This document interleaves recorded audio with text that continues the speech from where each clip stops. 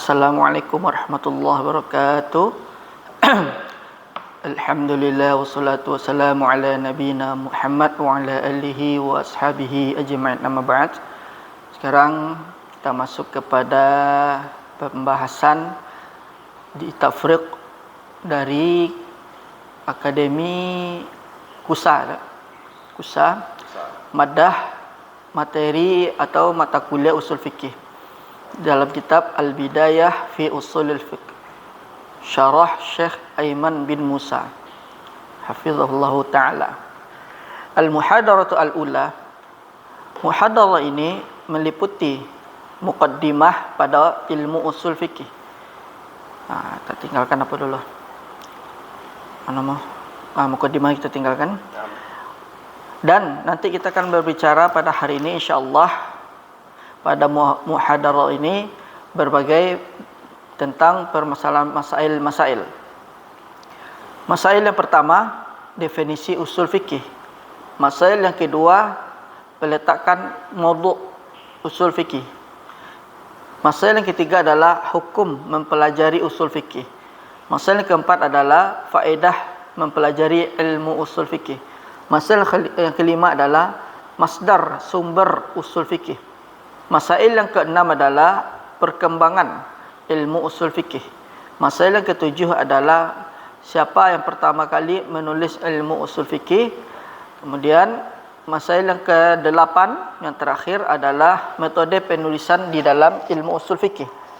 Dan metode kesembilan adalah mengenal kitab yang akan kita mensyarahnya insya-Allah. Masail yang pertama adalah definisi usul fikih. Usul fikih didefinisikan terdiri dari dua bagian. Yang pertama, berdasarkan mufrad tunggal atau kalimat atau kata usul dan kata fikih. Maka kalimat usul jamak dari asal, dan asal dalam bahasa aslu syai', yaitu sesuatu, pokok dari sesuatu. Huwa ma minhu yatakawanu syai', dia adalah sesuatu yang terdiri darinya. Atau maddah, materi, seperti al-walid, seperti bapa untuk anaknya, seperti pohon yang memiliki ranting dan dia adalah yang dibangun selain di atasnya. Dan al-aslu fil istilah, dalam istilah artinya adalah itlaq, yaitu secara mutlak, memiliki banyak makna menurut para ulama usul. Maka kalimat yang biasanya kalimat usul itu secara mutlak yang diinginkan dengan dalilnya. Maka usuli mengatakan al-aslu fi hadhil mas'alah al-kitab. Hukum asal pada permasalahan ini adalah al-kitab. Wa qawlu faqih, dan ahli fikih mengatakan asal usul itu adalah wujub solat. Karena Allah Subhanahu wa taala mengatakan wa aqimus shalah. Adapun dalil yang sabit wajibnya mengerjakan sesuatunya di sini, yang dimaksud dalil adalah yaitu al-aslu secara mutlak. Dan yang dimaksud kaidahnya di sini adalah misal difahami yang diinginkan oleh Rasulullah sallallahu alaihi wasallam di dalam ucapannya la darar wa la dirar. Difahami dari hadis ini bahwasanya aslun, pokok di antara pokok-pokok syariat dan kaidah dari kaidah-kaidah agama ini. Seperti itu secara mutlak asl bermakna istishab.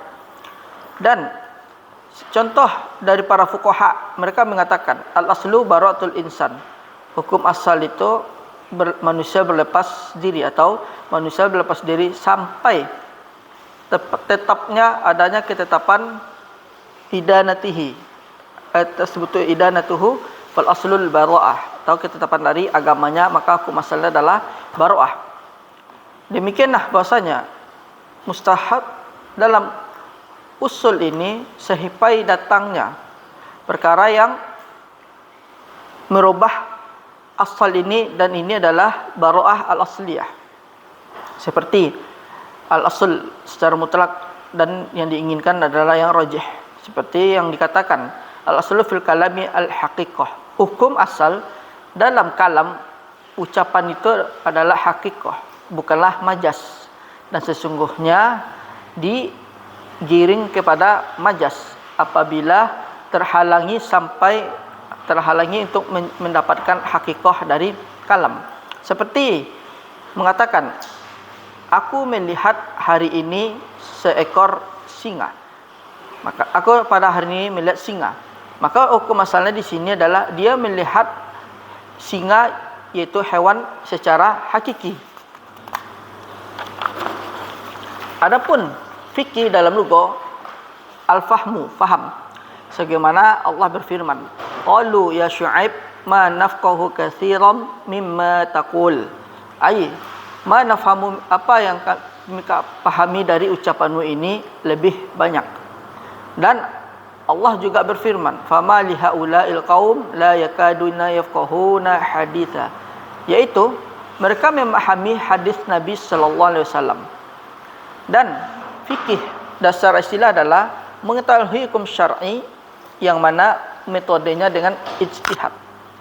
Adapun yang i'tibar berdasarkan definisi yang kedua, yaitu berdasarkan laqab, karena untuk menentukan ilmu ini didefinisikan bahwasanya maknanya adalah ilmu yang membahas tentang dalil-dalil fikih secara keseluruhan dan bagaimana mengambil faedah darinya dan mengetahui keadaan mustafid atau keadaan mujtahid. Maka ini adalah kumpulan dari kaedah-kaedah yang dibangun oleh ahli fikih, metode dalam mengeluarkan hukum dari dalil syar'i, dan dia adalah menjelaskan hukum asal syariah fit takalif, dalam mukallaf, dalam taklif secara amalnya, dan ditulisnya manahij, metode-metode mujtahid untuk mempermudah dalam jalan yang lurus sampai beristinbat terhadap hukum cabang dan menjaganya dari kesalahan dalam beristinbat. Masalah yang kedua, maudhu' ilmu usul fikih. Peletakan ilmu usul fikih yaitu dalil secara keseluruhan dan hukum secara keseluruhan, dan bagaimana mengambil hukum dari dalil secara global. Oleh karena itu para ulama mengatakan sesungguhnya usuli itu membahas tentang yang tampak dari dalil ini, dan dia menjadikan ada yang am, khas, mutlak, muqayyad, mujmal, mubayyan, atau mantuk atau mafhum, dan demikianlah. Dan maka usuli membahas dan mengeluarkan bagaimana cara mengeluarkan dalil, dan ini ada dan hukum-hukum syar'i ini.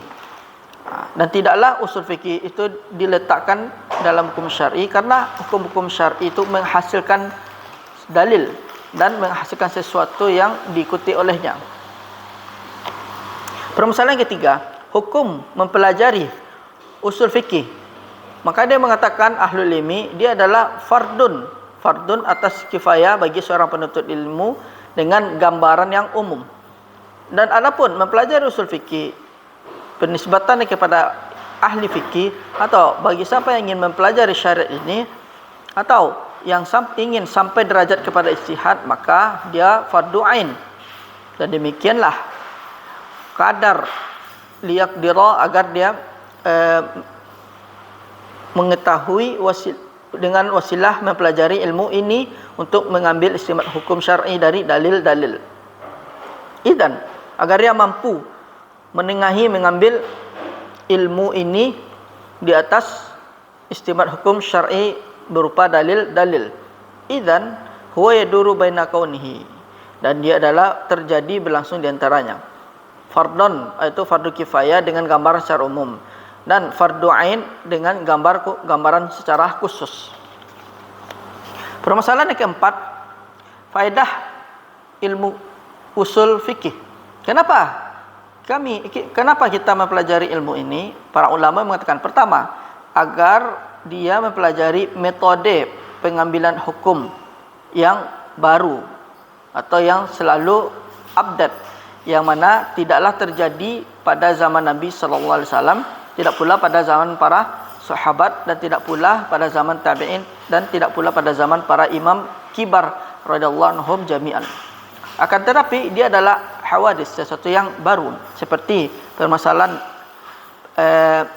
naqal dam, yaitu perpindahan darah, dan masalah berpindahnya anggota badan, dan tabarru' donasi, dan perpindahan, dan banyak lagi realita permasalahan pada zaman ini. Yang kedua, barang siapa yang pelajari usul fikih, dia mampu untuk membela dari sisi nazari, teorinya dalam permasalahan-permasalahan yang merojihkannya dan realita yang ada yang dia berbicara di dalamnya. Innal arif, sesungguhnya orang yang mengetahui dengan hukum dan dalil hukum ini, dia pahalanya lebih besar dari yang mempelajari hukum tanpa dalil. Sungguh telah datang hadis sahih dari Nabi sallallahu alaihi wasallam, beliau mengatakan, faslul alim 'alal 'abid ka fasli 'ala adnakum.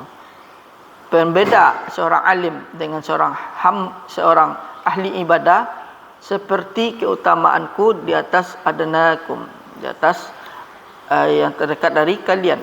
Dan demikianlah kecuali dengan mempelajari ilmu dengan dalil-dalil dan hukum-hukumnya. Yang keempat, bahwasanya orang yang arif, orang yang memiliki ilmu dengan usul, dia mampu menyeru kepada Allah dan kepada agamanya dengan uslub, cara, metode yang gampang untuk mempermudah.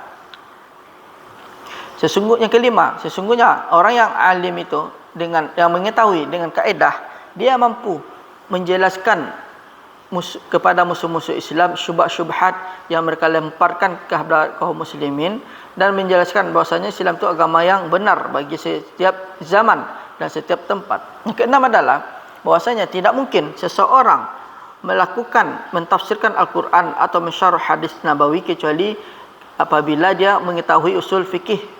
Sesungguhnya tidak mungkin juga dia mengetahui dalil-dalil nas, apakah dia qat'i atau zanni, atau dia jenis atau antara jenis pendalilan, kecuali setelah mengenal ilmu usul fikih. Permasalahan yang kelima, masdar, sumber-sumber usul fikih. Sumber usul fikih yang para ulama bergantung darinya dari ilmu usul fikih adalah, yaitu para ulama mengambil ilmu usul fikih darinya. Yang pertama adalah usuluddin, kitab dan sunnah. Dan ini adalah pengambilan dari ilmu ini, yatawaqqafu alaihi, dia berdiri di atasnya, yaitu yatawaqqaf, berdiri atas pemahaman dalil yang syar'i dan di atas mengenal maksud Allah Jalla wa Jalla dan kebenaran Rasulullah sallallahu alaihi wasallam yang menyampaikan dari Rabbnya hujjah dari hukum ini dan memberikan faedah untuk hukum syar'i. Kedua, ilmu bahasa Arab, yaitu ilmu ini, maksudnya ilmu ushul fikih diambil dari bahasa Arab. Maka butuh kepada mengetahui kadar besar sejauh mana dia memahami bahasa Arab agar dia mampu mengetahui dalil-dalil dan memahaminya dan mengenal makna-maknanya, dan diambil darinya itu perintah, larangan, umum, khusus, mutlak, muqayyad, ma'ani, dan huruf-huruf hakikat dan majaz, istisna, mantuk, mafhum, dan sejenisnya itu. Seperti itulah ilmu ini diambil dari hukum syar'i, dan yang dimaksudnya adalah ilmu menetapkan hukum syar'i. Maka sepatutnya bagi usuli mengenal kemampuan dari fikih dan hukum-hukum syar'i agar dia mampu menjelaskan permasalahan usuliyah dan menggambarkannya dan memberikan, dan tampaklah gambar permasalahan-permasalahan ini. Permasalahan yang keenam, yaitu perkembangan ilmu usul fikih, pertumbuhan ilmu usul fikih. Dahulu para sahabat Nabi sallallahu alaihi wasallam pada zaman Nabi, mereka kembali kepada Nabi sallallahu alaihi wasallam dalam menjelaskan hukum-hukum yang baru yang mana turun kepada mereka. Sebagaimana seseorang datang kepada Nabi sallallahu alaihi wasallam berkata, "Wahai Rasulullah, celaka aku." Maka Nabi berkata kepadanya, "Apa yang membuat kamu celaka?" Lalu, "Aku telah menjimai istriku di siang hari di bulan Ramadan, wahai Rasulullah. Fa'altu kaza." Aku telah melakukannya. "Wahai Rasulullah, fa'altu kaza." Lalu Rasulullah sallallahu alaihi wasallam menjelaskan kepada mereka hukum-hukum syar'i. Maka tak kala Nabi sallallahu alaihi wasallam wafat, para sahabat radhiyallahu anhum mereka mengambil hukum yang baru bagi mereka atau hukum yang kontemporer bagi mereka dari kitab dan sunnah. Apabila mereka tidak mendapatkan hukumnya, maka tidak mendapat hukumnya pada keduanya, yaitu Al-Quran dan Sunnah, mereka mengambil hukum dari jalan ijtihad dan jenis-jenisnya. Seperti ijtihadnya Abdullah bin Mas'ud, Abdullah bin Abbas, Abdullah bin Umar dan selain mereka radhiyallahu anhum jami'an. Kemudian para tabi'in berjalan demikian itu, maka mereka menambahkan dan mengambil fatwa para sahabat dan ijtihad mereka. Kemudian setelah itu kebanyakan para mustahid dan kebanyakan jalan-jalannya, kemudian jadilah setiap mereka itu imam dalam qaid, sehingga menyandarkannya dalam fatwa dan ijtihad. Dan mereka ini, para imam, tidaklah mereka menulis kaidah-kaidah itu yang mana mereka bergantung di atasnya pada dalam ijtihad mereka. Sampai datanglah Al-Imam Asy-Syafi'i, maka beliau memulai menulis usul ini, maksudnya usul fikih dan hukum-hukum ini. Lalu beliau menulisnya dalam sebuah kitab yang bernama Ar-Risalah.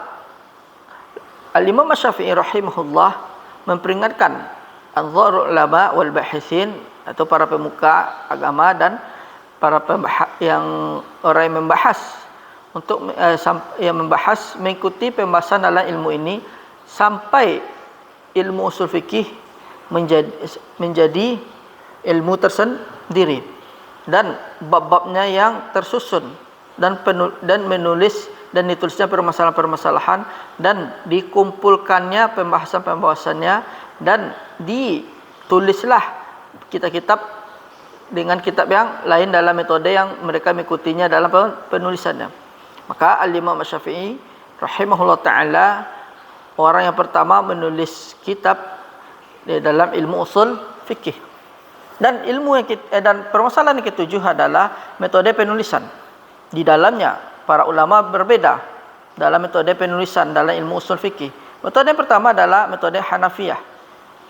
Dan kelebihannya bahwasanya qaid usuliyah ditetapkan di atas yang diinginkan, apa yang dinukil dari cabang fatwa yang ada dari para imam Hanafiyah yang terdahulu, seperti Abi Hanifah, Muhammad bin Hasan, wa Abi Yusuf, wa Ibni Abi Layla, wa Zufar radhiyallahu anhum jami'an.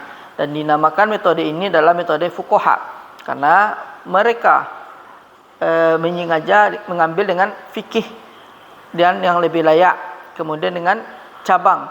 Dan di antara kitab-kitab fuqaha ini adalah Al-Fusul fil Fusul, itu Al-Jassas. Kemudian Taqwimul Adillah Lid-Dabusi, Usul As-Sarkhasi, Masailul Khilaf Lisayrami, Mizanul Usul lil Samarqandi. Metode yang kedua, metode jumhur. Mereka adalah Malikiyah, Syafi'iyah, Hanabilah dan bersama mereka termasuk Mu'tazilah. Dan kelebihan metode ini adalah bil mail syadid, dengan kecondongan yang kuat kepada istidlal akal dan terhamparnya dalam jidal, diskusi, perdebatan dan sekedar permasalahan-permasalahan dari cabang fikih. Oleh karena itu di antara mazhab-mazhab ini telah menulis ribuan kitab ala tariqatil imam, di atas metode Imam Asy-Syafi'i. Dan di antara kitab Malikiyah At-Taqrib wal Irsyad lil Baqilani, Ahkamul Fusul lil Baji. Kemudian Muntahas Saul Ibni Hajib, An-Nafais lil Qarafi. Dan di antara kitab Syafi'iyah Ar-Risalah, dia adalah imam fi hadzal, pada dalam ilmu ini Imam Syafi'i. Al-Burhan wa Tarkhis wal Waraqat Imam Haramain Juhaini, wal Al-Wusul ila Al-Wusul li Ibni Burhan, Al-Mahsul Fakhruddin Ar-Razi wa ghairiha. Kemudian Syarh Al-Lumu' wa Tabsirah Al-Imam Abi Ishaq Asy-Syirazi, Al-Mustasfa wal Mankhul Al-Ghazali, Al-Ahkam lil Amidi. Adapun kitab Hanabila, Al-Uddah li Abi Ya'la, At-Tamhid li Abi Khattab, Al-Wadih li Ibni Aqil, Raudatun Nadhir li Ibni Qudamah. Di antara kitab Zahiriyah Al-Ahkam li Ibni Hazm, dan kitab-kitab ini di antara kitab Mu'tazilah seperti Syarhul Amdi lil Qadi Abdul Jabbar wa ghairihi. Metode yang ketiga adalah gabungan antara metode Hanafiyah dan metode Jumhur, yang mana berjalan di atas metode ini menetapkan qawaid usuliyah dan menetapkan dalil-dalil naql dan akal, dan menyusun di atas cabang-cabangnya dan mengurutannya di atas cabang-cabang. Dan di antara kitab-kitab yang penting dari metode ini Badi'un Nazam li Ibni Sa'ati, At-Tawdih li Sadr Syari'ah, At-Tahrir li Kamaluddin binil Himam, At-Tanqih Usul al-Fiqh wa Syarhi Jam'ul Jawami' li Tajuddin bin Subki. Permasalahan ke-8 yaitu ta'rif, definisi kitab, mengetahui kitab. Kitab adalah yang mana nahnu bisadad, dengan memberikan pujian syarahnya, dia adalah ibarah dari risalah yang kecil atau sedikit, yang simple dalam ilmu usul fikih. Akan tetapi dia risalah yang meliputi keseluruhannya, berbicara Syekhuna hafizahullah di dalamnya, dan semoga memberikan manfaat ilmunya. Dan beliau membagi usul fikih kepada bab-bab, lalu mengumpulkan risalah ini dari ilmu ini pada 13 bab. Bab yang pertama, al-ahkam at-taklif, yakni al-wajib wal-mustahab, al-makruh, al-haram wal-mubah. Al-ahkam al-watniyah, as-sabab wa syart wal-mani' was-sihha wal-fasad. Al-ahkam thalith al-adillah asy-syar'iyyah. Al-rabi' yatakallam fihi 'anil Qur'anil Karim. Al-bab al-khamis, bab yang kelima, as-sunnah an-nabawiyyah. Bab yang keenam, al-ijma'. Bab ketujuh, al-qiyas. Bab ke-8, al-adillah al-istinasiyah. Bab yang ke-9, qawaid fahmi nusus asy-syar'i. Bab yang ke-10, an-nasakh. Bab yang ke-11, at-ta'arud wa tarji. Bab yang ke-12, ijtihad. Bab ke-13, bagaimana kaifiyal usul ila hukmi al-syar'i. Syekhuna hafizahullah mengatakan muqaddimah, alhamdulillah fattah al-alim al-bir ar-rahim wassalam wassalam ala imamil mursalin wa ala alihi wa ashabihi ajma'in. Dan setelah ini, maka ringkasan dalam usul fikih yang aku telah menulisnya, taksilul lil mubtadi, pondasi bagi orang untuk pemula, dan wa tazkirul lil muntaha. Aku memohon kepada Allah agar Allah mengajari kami dan memberikan manfaat kepada kami, dan memberi manfaat kepada kami dengan apa yang kami ketahui, dan menambahkan kepada kami ilmu. Maka beliau mengatakan muqaddimah ayul madkhal atau kepada sesuatu, dan muqaddimah adalah sesuatu, permulaannya dan dalilnya. Qauluhu alhamdulillah iktida bi kitabillahi ta'ala fa kama bada bil hamdi natruk wa qala al-fattah fil lughah min siyagil mubalaghah ala wazni fa'al. Dan di antaranya ucapan Nabi sallallahu alaihi wasallam, u'titu mafatihal kalim wa nusirtu birra'. Aku diberikan kunci-kunci dalam berbicara dan ditolongnya aku dari ketakutan.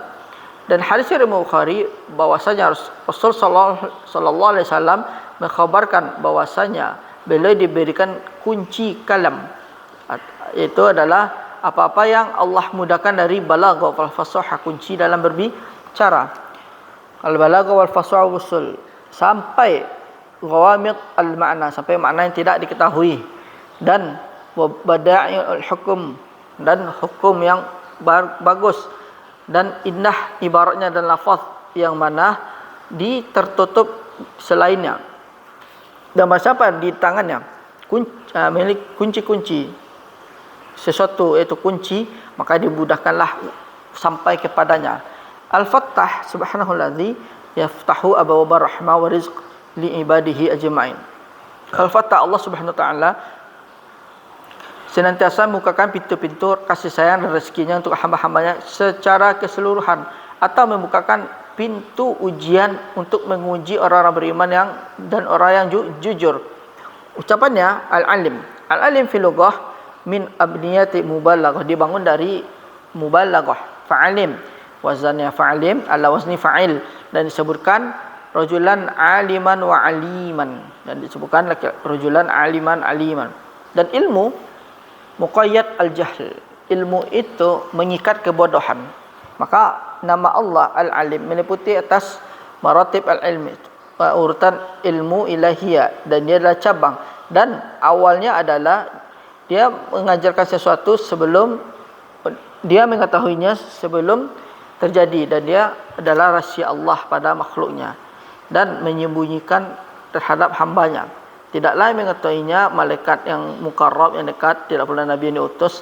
Dan martabah ini, tingkatan ini dari ilmu, dia adalah ilmu ketetapan sebagaimana yang telah Allah katakan, innallah indahu ilmu sa'ati wa yunazzilu al-ghaith wa ya'lamu ma fil arham wa ma tadri nafsum madza taksibu ghadaw wa ma tadri nafsun bi ayyi ardin tamut innallaha alimun khabir.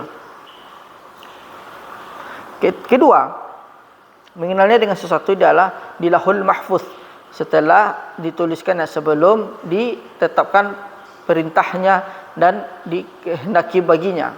Maka Allah Subhanahu wa taala telah menulis takdir-takdir makhluk di lahul mahfuz sebelum Allah menciptakan mereka 50.000 tahun. Dan makhluk di lauhil sebelum diciptakannya kalimat kata-kata, maka dijelaskan dua kata yang bertepatan, munasibatun latifun, yang ringan dan yang cocok dan pas, dan dia adalah Allah Subhanahu wa taala Al-Fattah Al-Alim, yaitu Maha membuka, Maha mengetahui. Apabila Allah Subhanahu wa taala telah membukakan pada insannya, kepada manusia, ilmu yang dapat memberikan manfaat melaluinya, dan diberikan taufik dan kebaikan dalam ucapan dan perbuatannya, tidaklah salah satu dari mereka yang memberikan manfaat kepada yang lain. Qauluhu, pertapannya albir, isim fa'il lil mausuf bil bir, dia adalah berbuat baik. Albir fi haqqil walidain, berbuat baik pada hak kedua orang tua, kerabat dan tetangga. Idul uqud wa huwa al-isaa'ah, tetangga yang jelek dan yang menyia-nyiakan hak mereka. Wal bar bimana wahid, lakinna alladhi telah kokoh dalam nama-nama Allah Ta'ala al-bar dunal bar. Wal asma wa tauqifiyah, nama dan tauqifiyah. Wal bar, dia adalah al-atuf ala ibadah, condong kepada ibadah dan berbuat baik pada yang orang yang memiliki kebaikan dan berkasih sayang, dan berbuat kepada hamba-hambanya di dunia atau di langit dan di dunia, di bumi. Imam Bukhari meriwayatkan Abi Hurairah radhiyallahu anhu bahwasanya Rasulullah SAW bersabda, beliau Allah berfirman, unfik alaik, bersedekahlah, saya akan bersedekah kepadamu. Yadullah, tangan Allah dipenuhi, la taghiduha, tidaklah memenuhinya nafkah sahal di malam hari dan siang hari. Dan dia berkata, apakah menurut kalian apa yang telah diinfakkan sejak pencipta langit dan bumi? Maka sesungguhnya lam yaghid, tidaklah dia menggenggam di tangannya. Arsyuha alal ma, dan arsy di atas air, dan tangannya dan dengan tangannya ada mizan yang naik dan turun, dan demikianlah kebaikan. Dia as-sadiq, dia kebenaran pada janjinya yang mana mengampuni hambanya dan menolongnya dan menjaganya, dan wayaqbal, dan menerimanya sedikit darinya, dan mengharapkan dia kebaikan kepada hamba-hambanya yang mana lebih umum, amma meliputi kebaikannya dan kebaikannya pada seluruh makhluknya. Faqauluhu ar-rahim, ar-rahim ismullah, nama Allah dalam secara bahasa adalah dari segi mubalaghah. Dia wazannya fa'il, bermakna fa'il. Seperti mendengar dengan mana orang mendengar. Qadir bermakna qadir. Ar-Rahim menunjukkan sifat rahmah khusus yang mana kaum mukmin mengambilnya, memperolehnya. Dan Ar-Rahim disebutkan sebagai Ar-Rahman karena dia sifat Ar-Rahman maksurun 'ala Allah. Isim maksur dia cukupi hanya untuk Allah Jalla wa Ala. Ar-Rahim qad yakunu li ghairi. Ar-Rahim terkadang untuk selainnya. Dan datang birahim ba'da istighraq, yaitu meliputi kasih sayangnya. Makna rahmah pengkhususan bagi orang-orang beriman dengan namanya. Sebagaimana Allah Ta'ala wa kana bil mu'minina rahima, dan orang-orang beriman itu lemah lembut. Abdurrahman bin Abbas mengatakan, dua nama raqiqani ahaduma araq minal akhar, dua rumah yang lunak, yang lembut, salah satunya lebih lunak dari yang lain. Qauluhu wassalatu wassalamu ala imam mursalin, itu salat kepada imam mursalin. Allahumma shalli ala Muhammad wa ala alihi wa sahbihi wassalam taslima katsira, sallim taslima katsira. Dan dari Abdurrahman Laila, beliau mengatakan, lakini aku berjumpa Ka'ab bin Ujrah radhiyallahu anhu. Ala hadiyalaka hadiyatan sami'taha, apakah dia memberikan hadiah untukmu atau hadiah yang kau mendengarnya dari Nabi sallallahu alaihi wasallam? Qala bala fahdahli, maka berikanlah hadiahnya untukku. Qala, beliau mengatakan, kami bertanya kepada Rasulullah sallallahu alaihi wasallam, lalu kami berkata, wahai Rasulullah sallallahu alaihi wasallam, alaikum bi ahlil bait, bagimu ahlul bait, sesungguhnya Allah telah mengajarkan kami bagaimana kami menghormati kalian, muslim, mengislamkan kalian. Qala, katakanlah, Allahumma shalli ala Muhammad wa ala alihi kama shallaita ala Ibrahim wa ala ali Ibrahim innaka Hamidum Majid. Ya Allah, berkahilah kepada Muhammad dan keluarga Ibrahim sebagaimana kau memberkahi terhadap Ibrahim dan keluarga Ibrahim, sesungguhnya engkau maha mulia. Mutafaqun alaih. Dan dalam keutamaan salat, salawat kepada Nabi, dan antara keutamaan salat kepada Nabi, an Tufail bin Abi Ka'ab an Abihi, dari Tufail bin Abi Ka'ab bin Abihi, dari bapaknya, dia mengatakan Rasulullah sallallahu alaihi wasallam apabila pergi 3 malam qoma, maka beliau berdiri lalu berkata, ayuhan nas uzkurullah, wahai sekalian orang manusia, ingatlah kepada Allah. Datang radifah, itu gemetar yang mengikutinya, radifah, dan meniupnya. Datanglah malaikat maut di dalamnya, datanglah malaikat di dalamnya. Maka baik berkata, sesungguhnya aku, wahai Rasulullah, sungguhnya lebih banyak bersolat kepadamu, akan tetapi berapa banyak yang aku jadikan untukmu dari solatku, maka lakukan sesuka hatimu, semampumu. Maka dia mengatakan arba', seperempat, maka kata terserah kamu, dan jika engkau ingin menambahkan maka dia lebih baik. Aku katakan an-nis, separuh, terserah kamu. Maka jika dia menemukan maka dia lebih baik untukmu, maka jika dia bertambah maka dia lebih baik untukmu. Qala, beliau mengatakan, aku katakan fasulsain, 2/3. Beliau bersabda, terserah kamu, apabila engkau menambah maka dia lebih baik untukmu. Aku katakan, aku menjadikan solatku untukmu keseluruhannya, dan aku idzan tukaffa hammaka, dan ditahannya ke gundaganahmu itu, wa yakfiru dzanbak. Hadis sahih. Qauluhu wa ala alihi wa ashabihi ajmain ba'da fa hadza mukhtasar, salawat kepada Rasul sahabatnya seluruhnya setelah ringkas ini. Dan ringkas ini apa yang maqul lafzihi, yang dikatakan lafaznya dan kebanyakan maknanya, maka dia menjadikan keseluruhan, tidak ada hukum yang besar dengan lafaz yang sedikit, sebagaimana Nabi menjelaskannya itu. Inna tulatir rajuli wa qasara khutbatahu bi ma'innah fil fiqh. Dan siapa yang seseorang yang salatnya panjang dan memperpendek khutbah dan dia mendapatkan mina kefaqihan, maka dia berkata fa'atilu, maka dia mentati salat. Waqsaru, dia mempersedikit al-khutbah, memperingan. Aksiru al-khutbah, pendekkanlah khutbah. Dan sesungguhnya di antara bayan penjelasan la sahar bagi penyihir. Aku katakan dalam usul fikih, yaitu dalam usul fikih dia menyempurnakan itu sebagai penyempurna ilmu fikih, dan telah dahulu Syekhana hafizahullah al-bidayah fil fiqh menulisnya, yaitu Bidayah al-Mutafaqqih, dan ini adalah penyempurna baginya, dan demikian itu adalah litarab ikatan fikih dengan usul dan ikatan yang mutamasilan. Hadza walhamdulillahi rabbil alamin. Berapa minit Ustaz? 30 menit.